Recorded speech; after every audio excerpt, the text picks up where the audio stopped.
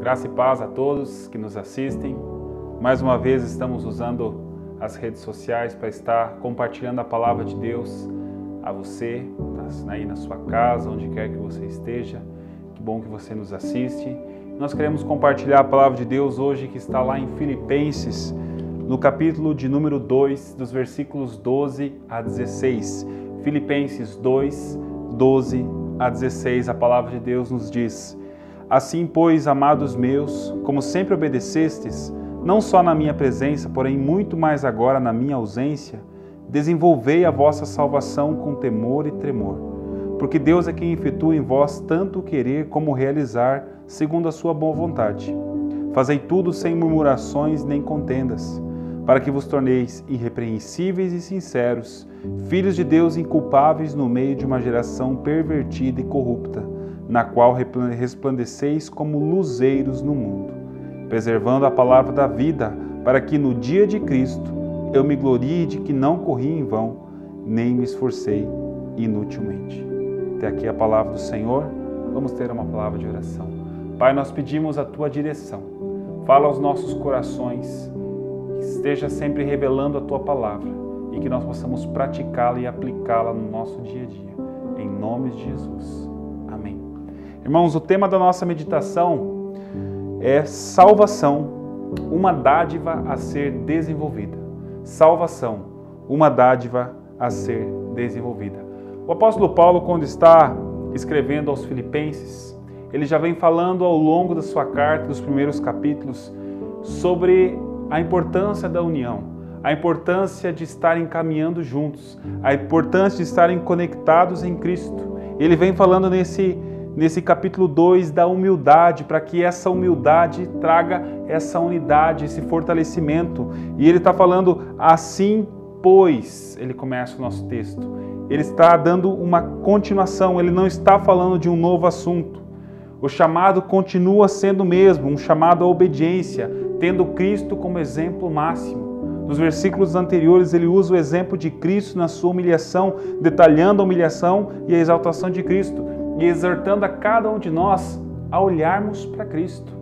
Nós precisamos sempre olhar para Cristo. Cristo é o nosso modelo, Cristo é o nosso exemplo. Nós devemos ter esse mesmo proceder no nosso dia a dia. Assim como Jesus obedeceu ao Pai, assim nós também devemos obedecer a Deus, a Jesus e a palavra. Nós precisamos disso em nossa vida.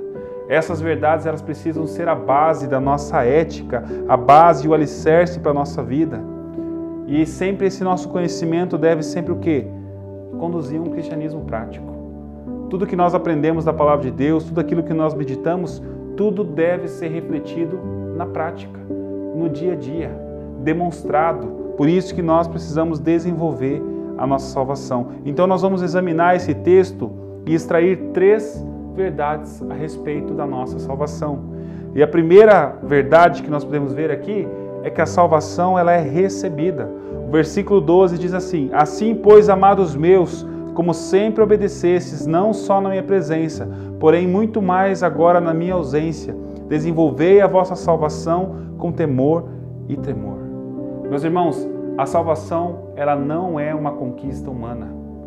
Nós precisamos ter sempre essa verdade clara em nossos corações. A salvação não é mérito nosso. A salvação é um presente de Deus a todos nós. Nós não merecemos. Nós não conquistamos. Nós não compramos. A salvação é dom de Deus. É uma dádiva de Deus. É Ele quem nos dá. Ela não é nossa por direito de conquista, mas ela é uma dádiva imerecida. Quando Paulo está dizendo desenvolvei a vossa salvação, ele não está dizendo que nós a conquistamos, porque ela foi dada a nós. Jesus pagou um alto preço para nos dar a salvação, para nos oferecer a salvação. Ela é nossa porque alguém a comprou, porque alguém pagou um alto preço e nos deu gratuitamente. A salvação ela é recebida, a salvação foi comprada pelo sangue de Jesus. Efésios, no capítulo 2, versículo 1, diz: Ele nos deu vida, estando nós mortos em nossos delitos e pecados. Efésios 2:8 diz que a salvação ela não vem de nós, mas ela é um dom de Deus, não é nossa. Romanos 6:23 fala que o dom gratuito de Deus é a vida eterna.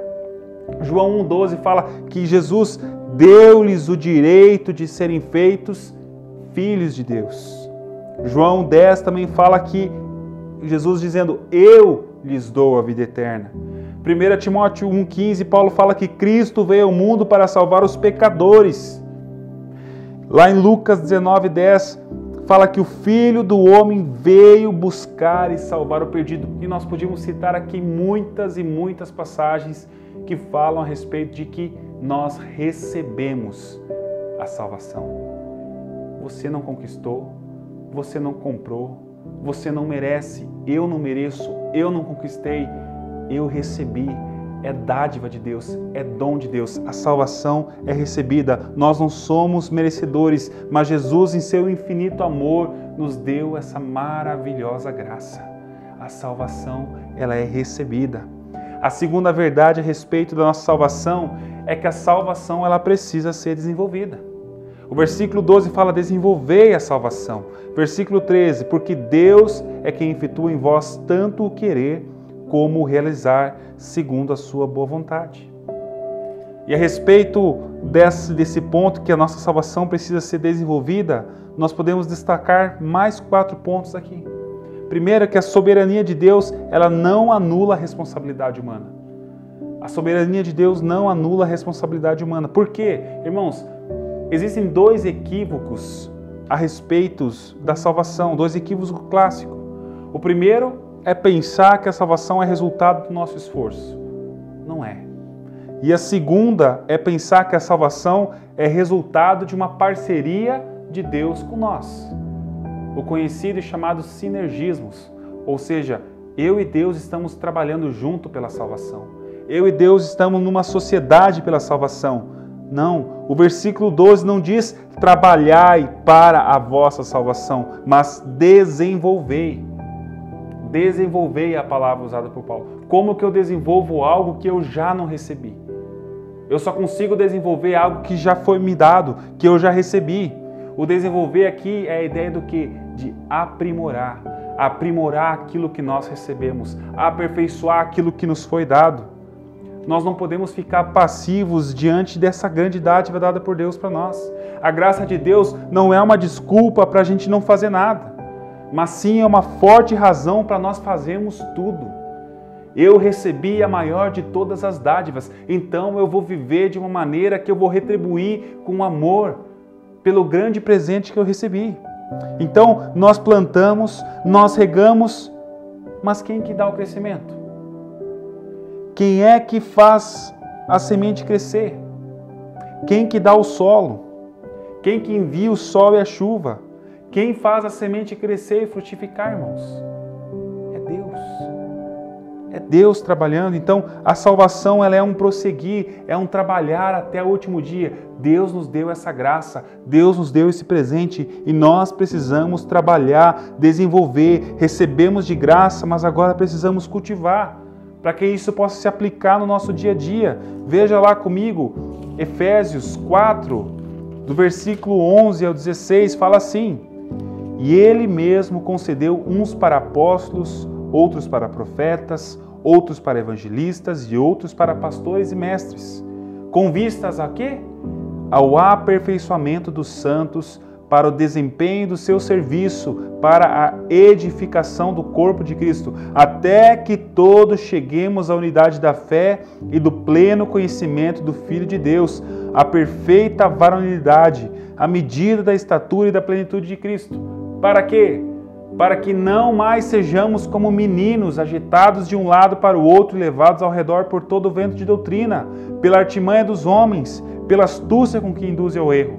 Mas o quê? Mas seguindo a verdade em amor, cresçamos em tudo naquele que é a cabeça, Cristo, de quem todo o corpo, bem ajustado e consolidado pelo auxílio de toda a junta, segundo a justa cooperação de cada parte, efetua o seu próprio aumento para a edificação de si mesmo em amor.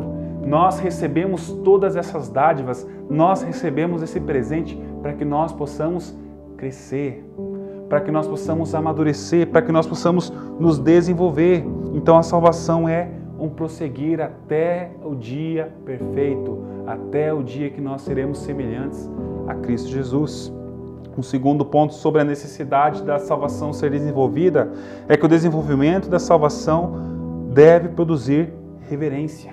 Versículo 12 fala de que nós desenvolvamos essa salvação com temor e tremor. Mas quando Paulo está falando aqui de temor e tremor, ele não está falando de medo, ele não está falando de um temor servil, não é temor ante a perspectiva do castigo. Deus não é um guarda cósmico que a gente precisa ficar com medo, pelo contrário, Ele é majestoso, Ele é santo, Ele é misericordioso. Eu preciso temer em não ofendê-lo, em não querer causar mal, em desagradá-lo. Depois de Ele nos amar tanto ao ponto de entregar o seu próprio filho, esse temor é uma espécie de ansiedade de querer fazer o que é certo perante o Senhor. Eu preciso ter reverência, eu quero ser o melhor, eu quero buscar ser o melhor, eu quero fazer o melhor para o meu Deus. Eu recebi o melhor de todos os presentes, então eu vou me empenhar para sempre fazer o melhor, para sempre obedecer em todas as coisas. É ter essa reverência em relação ao Senhor.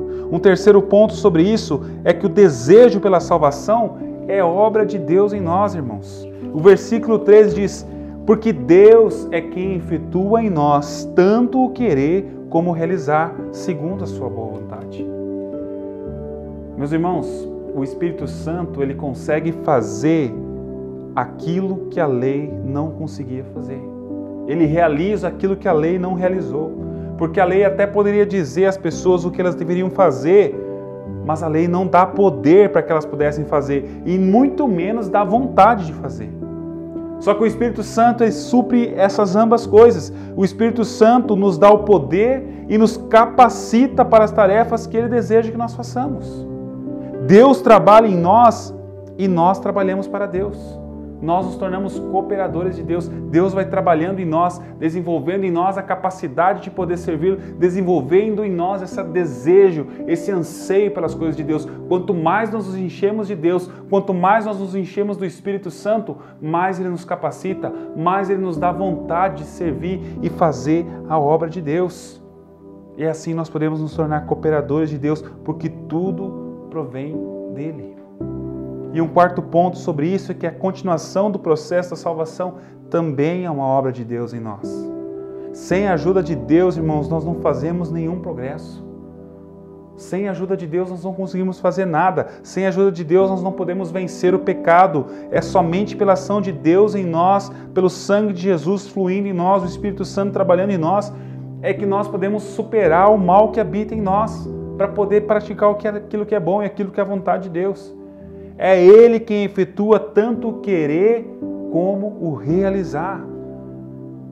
Irmãos, de que adianta um ferro elétrico se ele não estiver ligado na tomada? Qual é a serventia? De como que nós teríamos luz nos nossos lares se eles não tivessem que passar por todos, se a eletricidade não tivesse que passar pelos cabos para chegar até a lâmpada? Melhor ainda, João 15, versículo 4, como pode o ramo produzir fruto de si mesmo se não permanecer na videira? Assim nem vós podeis dar se não permanecerdes em mim. Assim também nós só poderemos operar a nossa salvação permanecendo num vivo, ativo contato com Deus, meus irmãos. A gente só vai conseguir desenvolver a nossa salvação se nós estivermos conectados em Jesus, se nós estivermos tendo um relacionamento verdadeiro com o Pai e intimidade com Deus. Só nele, é permanecendo nele que nós podemos fazer alguma coisa. Nós só podemos desenvolver a nossa vida cristã, desenvolver essa salvação que é uma dádiva dada a todos nós, se permanecemos no Senhor. Nós precisamos permanecer nele, porque Ele mesmo diz, porque sem mim nada podeis fazer. Precisamos permanecer no Senhor e permitir o seu agir em nossas vidas. E uma terceira verdade sobre a nossa salvação, meus irmãos, é que a salvação ela precisa ser demonstrada. Nós precisamos demonstrar a salvação. Versículo 14 a 16 fala, fazei tudo sem murmurações nem contendas. para que vos torneis irrepreensíveis e sinceros, filhos de Deus inculpáveis no meio de uma geração pervertida e corrupta, na qual resplandeceis como luzeiros no mundo, preservando a palavra da vida, para que no dia de Cristo eu me glorie de que não corri em vão, nem me esforcei inutilmente. Fazei tudo sem murmurações e contendas. Irmãos, nós podemos destacar algumas verdades aqui. A salvação ela é demonstrada como? Por intermédio de relacionamentos transformados. O que acontecia na igreja de Filipos é que eles estavam sofrendo por divisões, sofrendo por brigas internas, desuniões, relacionamentos que estavam abalados. Eles estavam fazendo as coisas de Deus, mas estavam fazendo do jeito errado. Eles até tentavam, eles faziam, mas faziam do jeito errado. Havia partidarismo, havia discordância entre eles. Era uma igreja dividida. E os dois pecados mencionados aqui por Paulo são os mesmos que mancharam o povo judeu na travessia no deserto. Murmuração e contenda. Os mesmos pecados que o povo de Israel sofreu na peregrinação os mesmos pecados que estavam acontecendo naquela igreja e muitas vezes acontecem no nosso dia a dia. Como que a igreja deveria demonstrar sua salvação por intermédio de seus relacionamentos? Fazendo tudo sem murmuração. Meus irmãos, quando o povo estava no Egito, escravo no Egito, eles murmuravam porque eram escravos. Eles murmuravam porque estavam lá. Quando Deus tirou eles do Egito, quando eles saíram do Egito, eles murmuraram porque saíram. Quando eles murmuraram porque não tinham comida, Deus mandou o maná. Aí eles murmuraram porque eles não tinham carne, Deus mandou as codornizes. Aí eles murmuraram porque não tinha água, Deus mandou. Eles murmuraram por causa do calor, Deus colocou uma nuvem. Eles murmuraram por causa da noite, Deus mandou o fogo para iluminar. Então quando eles chegaram enfim na terra prometida, adivinha? Eles murmuraram. Eles murmuraram e ainda hoje nós muitas vezes somos assim. Deus nos abençoa, Deus está cuidando de nós, mas tem algumas coisas que nós não gostamos e ficamos murmurando. Ficamos focando naquelas coisas. Deus então vai lá e nos abençoa mais e nós ainda conseguimos encontrar motivos para murmurar. Nós não podemos. Nós podemos fazer, nós devemos fazer tudo sem murmurações. Se nós queremos demonstrar a nossa salvação, sem murmuração, fazendo tudo sem contendas. E essa palavra contendas, ela descreve debates e disputas que são inúteis e até muitas vezes mal intencionadas. E por que essas atitudes elas são reprováveis na nossa vida? Por quê? Primeiro, porque essas atitudes não têm nada a ver com as atitudes de Cristo.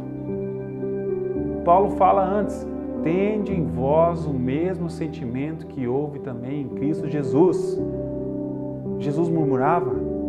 Jesus contendia? Não. Então essas características não fazem parte de uma atitude cristã, não podem fazer parte. Segunda coisa, essas atitudes o quê? Elas criam obstáculos na causa de Cristo. Porque as pessoas de fora vêm, olham e encontram dentro da igreja rivalidade, disputa, um povo que só murmura, um povo que só reclama. O que eles querem aqui? A vida já é cheia de lutas, a vida já é cheia de desavenças. Eu vou ir para a igreja, eu vou ir para o meio cristão para que isso continue? Não. Então, muitas vezes isso cria obstáculo para a causa de Cristo e ela afasta os descrentes e nós não conseguimos compartilhar a palavra de Deus. Então, faça tudo sem murmuração nem contendas. E um terceiro motivo para a gente não fazer isso é que hoje em dia, igrejas se dividem mais por esses motivos do que por causa de heresias. As igrejas muitas vezes se dividem mais por causa de murmuração e contenda do que por causa de heresias. Isso é terrível, meus irmãos. Nós precisamos ter esse cuidado. Um segundo ponto sobre a salvação ser demonstrada é que ela é demonstrada por meio da nossa conduta. E Paulo detalha 3 pontos sobre a nossa conduta. Primeiro, que nós precisamos ser irrepreensíveis. Não basta nós sermos puros, meus irmãos. Não basta você ser puro, mas os outros precisam ver essa vida de pureza. Nós precisamos refletir o caráter de Cristo na nossa vida. Nós devemos viver de uma maneira que ninguém possa apontar o dedo para nós e querer encontrar culpa e querer nos acusar. Isso é ser irrepreensível. Não tem como ninguém chegar e apontar o dedo para você e querer repreender você por causa da sua conduta, por causa das suas atitudes. É isso que Cristo espera de nós, que nós sejamos irrepreensíveis.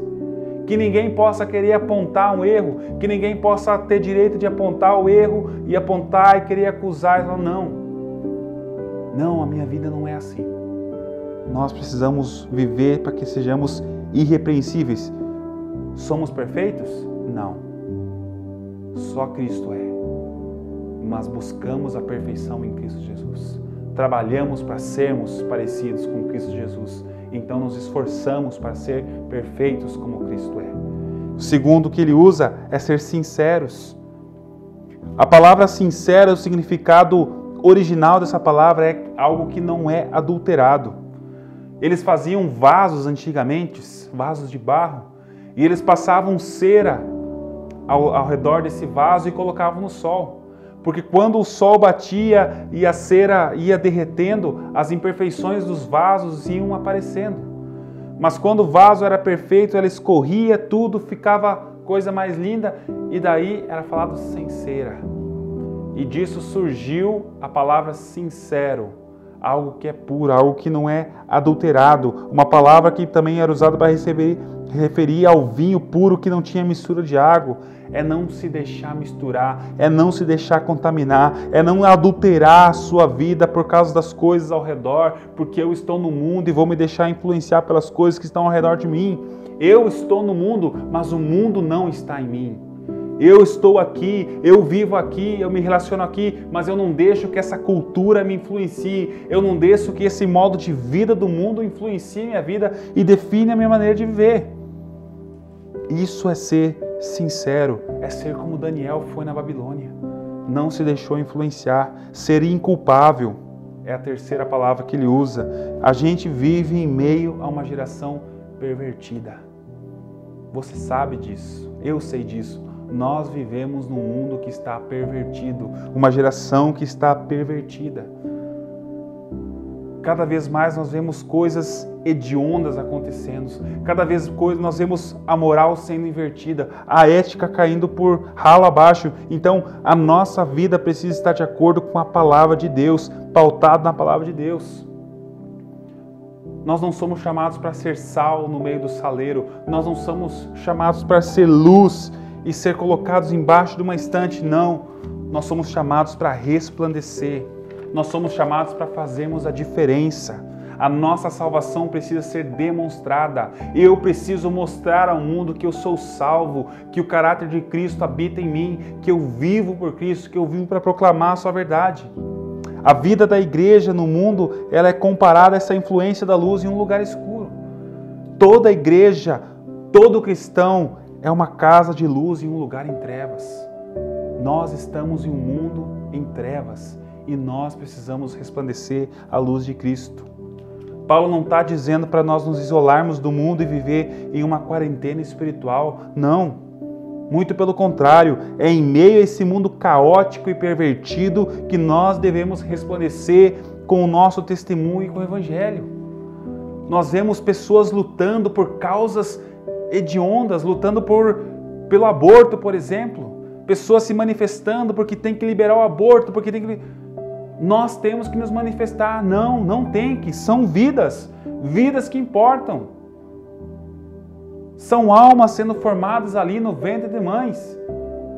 Nós temos que nos posicionar como cristãos nesse mundo. Nós temos que fazer a diferença. Nós temos que revelar o amor de Cristo. Nós temos que falar do Evangelho, as boas novas do Evangelho.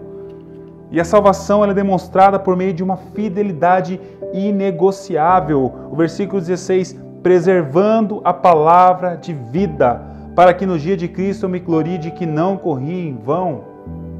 A palavra de Deus ela é única, ela é viva, ela é verdadeira, e ela não é para ser retida, ela é para ser compartilhada. Não é para ser guardada em quatro paredes, mas que seja refletida às pessoas que estão ao nosso redor. Meus irmãos, nós somos salvos.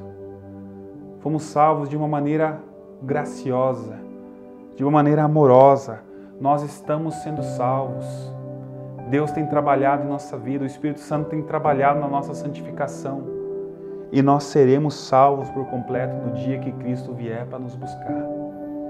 Nós não podemos desperdiçar a tamanha bênção que está sendo oferecida gratuitamente a todos nós. Receba Cristo, receba a salvação, desenvolva a salvação, cresça em Cristo Jesus no seu relacionamento, permita que Cristo seja o exemplo a ser seguido na sua vida, na maneira de seu viver, permita que a palavra de Deus fale ao seu coração todos os dias, transforme o seu caráter, transforme a sua vida, guie seus passos, guie o seu trabalho, guie a sua família, ilumine a sua vida e que essa luz reflita através do seu viver. Desenvolva a salvação que você recebeu de Cristo Jesus.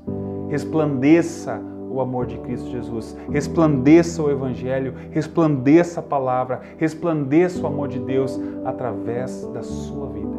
Que Deus esteja te abençoando, que Deus esteja fortalecendo. A minha oração é que você permita que Cristo trabalhe na sua vida, desenvolva a salvação na sua vida, até o dia que Ele vier para nos buscar. Que Deus te abençoe, que Deus te fortaleça. Amém.